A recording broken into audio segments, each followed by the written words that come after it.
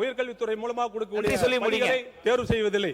ஆகவே அண்ணன் எடப்பாடியார் அவர்கள் இருக்கும்போது Harb higher education recruitment board என்று ஒன்று ஃபைல் மூவ் ஆச்சு. அந்த ஃபைலுடைய நிலைமை ஏன் மூலியமா என்ன பத்தி பேசுங்க, ஏன் மூலியமா தான் கருத்துக்கள் இங்கிட்டு போகணும். நீங்க ரெண்டு பேரும் பேசினா இங்க இருக்கிறது கருத்துக்கள் இங்க இருந்து இப்படி வந்து தான் போகணும். அந்த கல்லூரியுடைய உதவி பேராசிரியர் பணிகளை வேகமாக நிரப்பலாம் என்றதை இந்த நேரத்தில் சொல்லி 56 மூலமாக கௌரவ விரிவாளர்களுக்காக 1146 பணிகளை அன்றைக்கு வழங்குவதற்காக உத்தரவிடப்பட்டது. உறுப்பினர் நன்றி சொல்லி முடிங்க, நன்றி சொல்லி முடிங்க, தயவு செய்து நன்றி சொல்லி முடிங்க. 5 வருஷம் இருக்கு பேசலாம், நன்றி சொல்லி முடிங்க. அண்ணா தெரியுங்க, உட்காருங்க. மாண்புமிகு நீர்வளத்துறை அமைச்சர், தமிழ்நாட்டை பொறுத்தளவில் நாங்கள் கூட்டணி மந்திரி சபையிலே இருக்கிறோம். காங்கிரஸ் பிரிவு ஒன்று. இந்த பதில் நானே சொல்லிட்டேன், இதைத்தான் நானும் சொன்னேன். எடுக்கிற முடிவே இறுதியானது. முதலமைச்சரோடு காங்கிரஸ் கட்சி இணக்கமாக இருக்கிறது. மாண்புமிகு உறுப்பினர் செல்லசுவாமி, மாண்புமிகு உறுப்பினர் அவர்களுக்கு ஒன்னே ஒன்னு உங்களுக்கு சொல்லிக்கிறேன், ஒன்னே ஒன்னு சொல்லிக்கிறேன். நான் சொல்றதை முதல்ல கேளுங்க. நான் என்னன்னு சொல்றேன் கேளுங்க, காது கொடுத்து வாங்க. உங்களுடைய கட்சியை சார்ந்தவர் தான் வசந்தம் கார்த்திகேயன் அவர்கள்.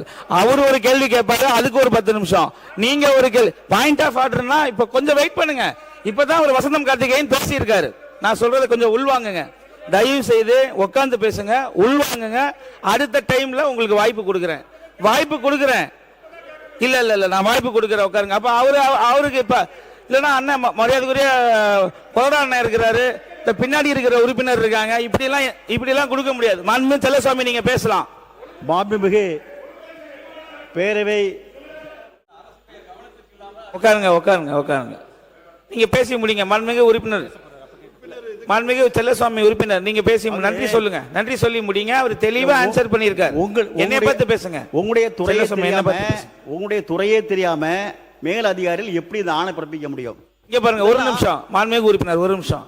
அவர் எவ்வளவு கண்ணியமா தன்னுடைய கருத்துக்களை நான் திரும்ப பெறேன் அந்த வார்த்தைகளை சொல்லிட்டும் கூட ஆளுகின்ற அரசாங்கத்துடைய அதிகாரிகளை விசாரிச்சு என்ன நடந்தது, எப்படி இந்த விஷயம் போனதுன்னு இவ்வளவு தூரம் சொன்னதுக்கு அப்புறம் அவருக்கு நீங்க வகுப்பெடுக்க வேணாம்.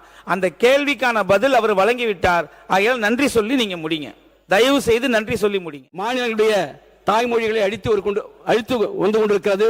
அதோடு இல்லாமல் இன்னைக்கு ஒரே நாடு, அதே போல ஒரே தேர்தல் என்பதை போல இன்றைக்கு ஒரே கல்விக் கொள்கை, அதே போல ஒரே மொழி என்ற RSS உடைய சித்தாந்தத்தை இன்றைக்கு கல்வியிலே இன்றைக்கு ஒன்றிய அரசு பூர்த்தி வருகிறது. அதோடு இல்லாமல் தேசிய கல்விக் கொள்கை ராஜாஜி அவர்கள் முதலமைச்சர் அந்த காலத்தில் அதாவது குலக்கல்வியை கொண்டு வந்தாங்க. அதே மாதிரி தான் இன்னைக்கு தேசிய கல்விக் கொள்கை என்ற பெயரில் இன்றைக்கு மீண்டும் பிஜேபி அரசு குலக்கல்வியை புகுத்துவதற்கான நடவடிக்கை மேற்கொண்டு வருகிறது. குறிப்பாக 3, 5, 8ஆம் வகுப்பில் மாணவர்களுக்கான பொது தேர்வு, இது மாணவருடைய மனநிலை பாதிக்கிறது. இன்றைக்கு பிஜேபி ஆட்சி செய்கின்ற உத்தரப்பிரதேசம், ஹரியானா போன்ற மாநிலங்களில் மாணவருடைய வருகை குறைந்திருக்கிறது, டிராப் அவுட் அதிகரித்திருக்கிறது, தேர்ச்சி விகிதம் குறைந்திருக்கிறது. பள்ளிகள் எல்லாம் இன்றைக்கு காவிமயமாக்கி கொண்டிருக்கிறார்கள், பள்ளிகளுக்கு காவி வண்ணம் பூசி கொண்டிருக்கிறார்கள். அதே போல இன்றைக்கு ஒழிப்பதற்காகவும் அதே போல மாணவர்களிடையே நல்லொழுக்கத்தையும் நன்னடத்தையும் அதே போல விழிப்புணர்வை ஏற்படுத்துவதற்கும் நம்முடைய அரசு முன்வர வேண்டும் என்று இந்த நேரத்தில் நான் கேட்டுக்கிறேன். அதே மாதிரி பார்த்தீங்கன்னா இன்னைக்கு நம்முடைய அரசு மேல்நிலை பள்ளிகளில் தொழில் பயிற்சி ஆசிரியர்களாக தொடர்ந்து 15 ஆண்டுகளாக ஒரு 161 பேர் வேலை செய்து வருகிறார்கள். அவர்களுக்கு பணி நிரந்தரம், ஊதிய உயர்வு உள்ளிட்ட கோரிக்கை இருக்கிறது. அதையும் இந்த அரசு நிறைவேற்றி தர வேண்டும்.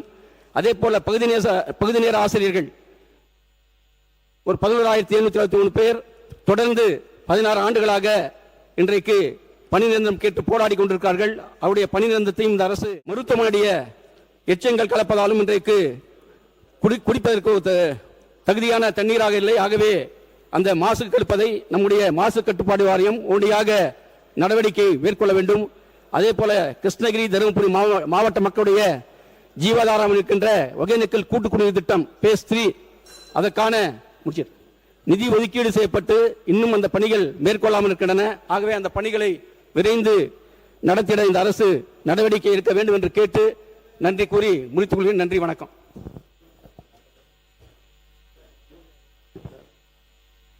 பேரவைத் தலைவர்